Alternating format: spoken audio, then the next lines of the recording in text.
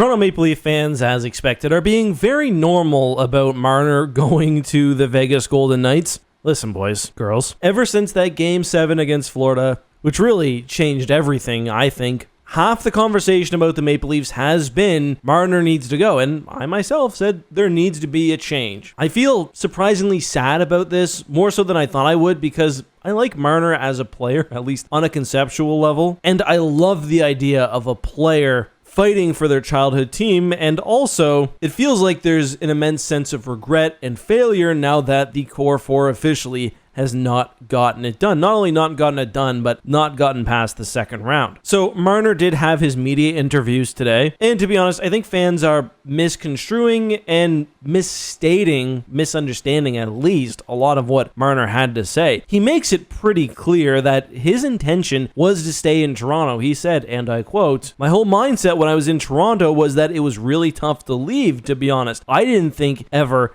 it had come to that day." A lot of the big discussion is that Marner checked out 2 years ago, and it comes from this quote. "Last year in Toronto, or 2 years really, we didn't win, obviously. We didn't do what we wanted to do. Stuff started going south. We didn't know what was going to happen." And people are combining this with another quote where he says basically that Vegas seemed like a pretty good fit for himself, his wife, and their new son. And also that his wife, but specifically not him, were talking to some players in Vegas at some point about generally what's it like to live there. What Marner is actually saying specifically is that the issue which started 2 years ago was not related to him quitting on the team, but that there was some sort of divide between him and the team, and that's just factual. We know they tried to move him in 2023 and at various points. He says right after the quote about things going south, "As soon as the year started up, we were ready to commit, play hockey, and see what would happen. We were willing to take it the distance. We told Toronto that was the plan." I really do think it came to that Game 7, and both the player and the team realizing that it was just time for something else. Anyway, I think fans are taking this way too personally. They're acting like Marner had a plan to fuck the Leafs over right from the start. Not the case, in my opinion. The dude wanted to make it work. He couldn't, or the Leafs didn't, and I think both parties are left in ultimately a regrettable spot. I don't think Mitch Marner